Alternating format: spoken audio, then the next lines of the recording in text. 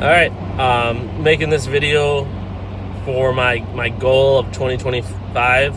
Right now it's early December 2024, so this could change, likely will change throughout the year. And I'll probably try to do update videos, maybe like once a month or a quarter, for sure halfway through the year, just to kind of see where I'm at, what I'm on pace for, all that. But my goal is going to be to run average. I think I'm going to shoot for 50 weeks because that gives me about 2 weeks of vacation. I will say I usually take more vacation than that. We've got a place down in southern Florida that we go to. So there's likelihood that I'll spend more time than that on vacation. I have a travel trailer myself. We go camping a lot.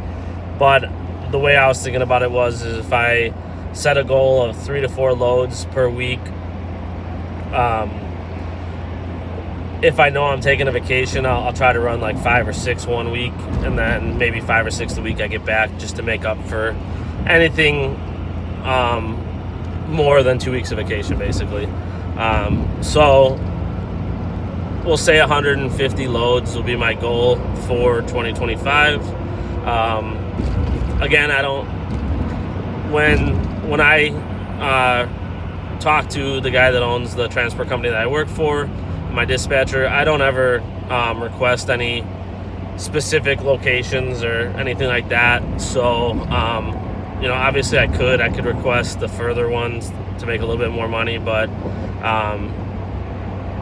so far I haven't done that. Maybe that'll change, but for right now, it seems like it kind of evens out. I'll do a shorter one and then a little longer one. And when I say longer, it's not far. It's probably 500 miles from Elkhart, which is only going to end up being 400 or 350 miles from my home location. So they're not far runs, but I haven't requested any specific dealership to deliver to or anything like that.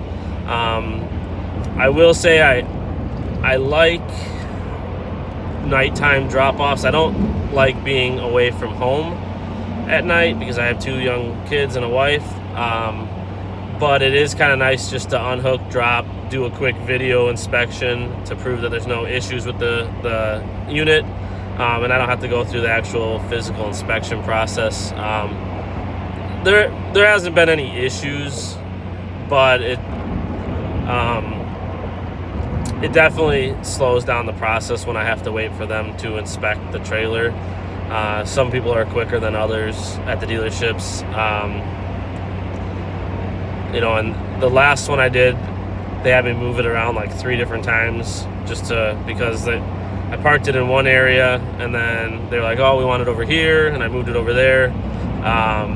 And then they had to get a camper out that was behind where I parked, so then they asked me to move it again.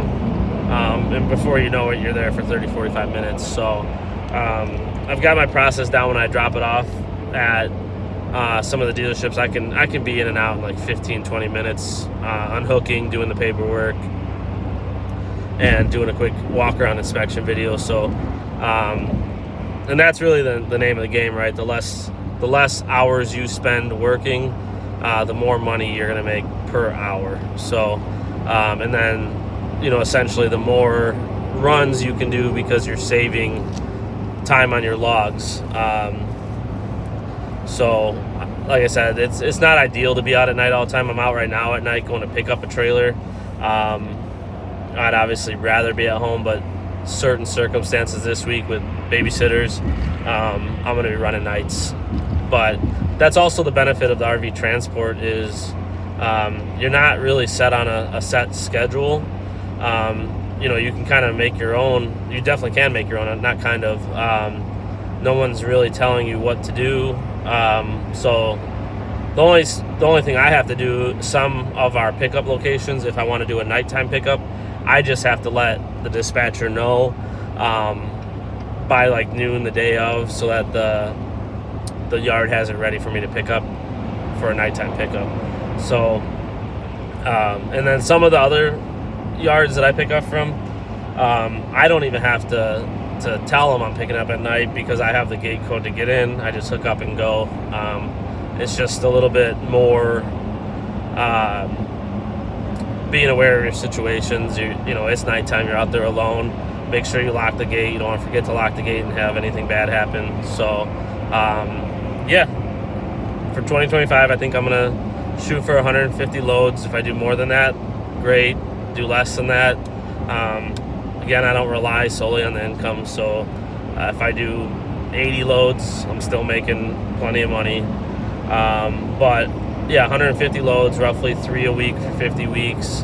I don't think it's going to be an issue unless something in the RV transport industry doesn't allow me to run 3 because we don't have to work. But I'm hoping that's not the case. And then as far as like the miles, I'm going to set a goal. And it's not necessarily a goal because I don't really care how many miles it is as long as I get the loads in. But I'm thinking 100,000 miles on my truck this year, just based off of the first couple weeks of running, deadheading to Indiana, picking up a load, bringing it out, and then deadheading home. I think if I run 150, it's probably going to be over 100,000 miles, but right now my truck sits at 114,500 miles. Well, 114,531 to be exact. So December 2025, I'll probably be at about 215,000 miles. This truck I plan to keep for a long time, hoping that it's fairly reliable. I don't see any issues there. It's going in for the tune and delete, so that's going to help get rid of the emissions system. And I just want to see if I can get this truck to 1 million miles. I know it's possible, but that's kind of my goal, is just to run it, try to make as much money as I can running this truck. I don't have any desire to go buy a brand new pickup truck for $70,000-$80,000 and just put myself in that kind of hole. To me, it doesn't make any sense when you're just going to be running all kinds of miles anyways. But yeah, I think that's the goal for 2025. I'm going to plan to do update videos, progress videos, just to kind of see, hey, this is where we're at.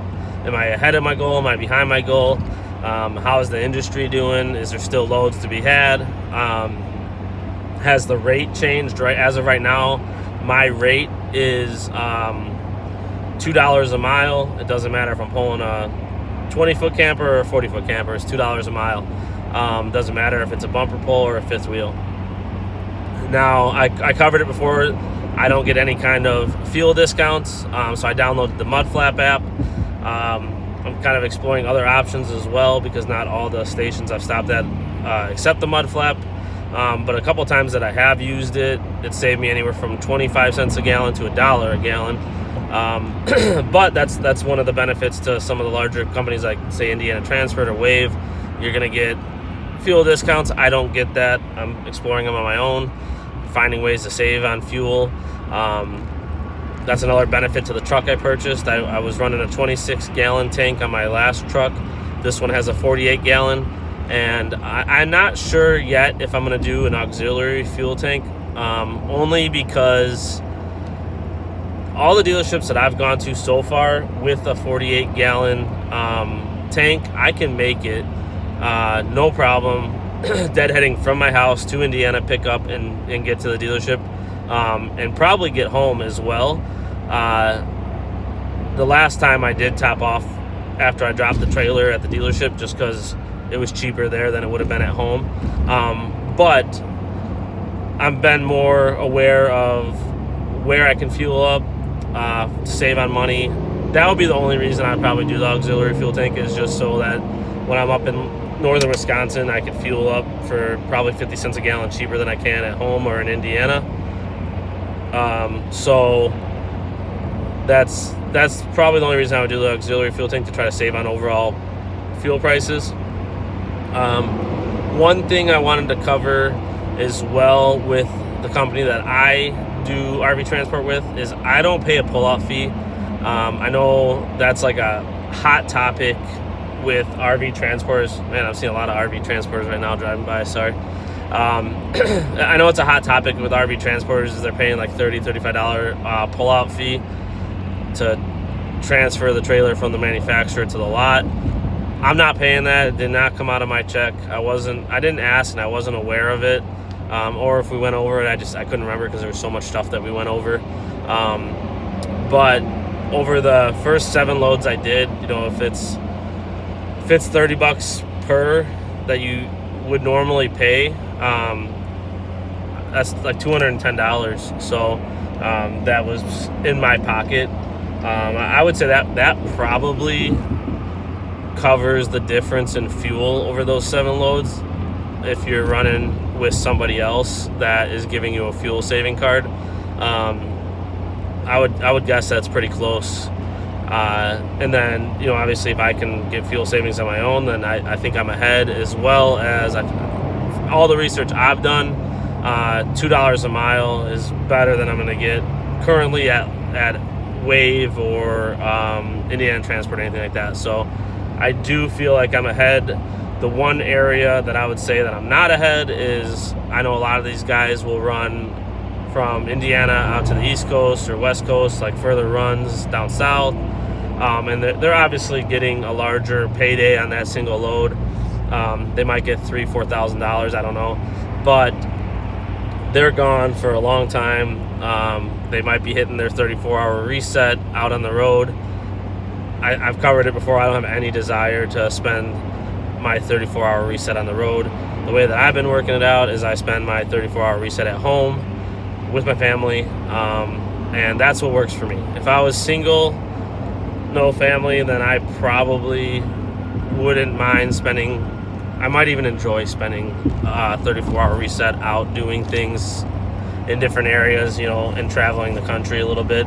I think that definitely works well for retired people and single young people. That would be fairly beneficial, and I think it would be fun. But for someone with a family and you want to be home as much as you can, then definitely the situation that I put myself in, I think it is working out. And I'm spending enough time away from home just doing these nighttime pickup and deliveries. But that's on my own thing, just trying to work with my wife's schedule, my schedule, just being flexible and trying to get some loads in and make some money. So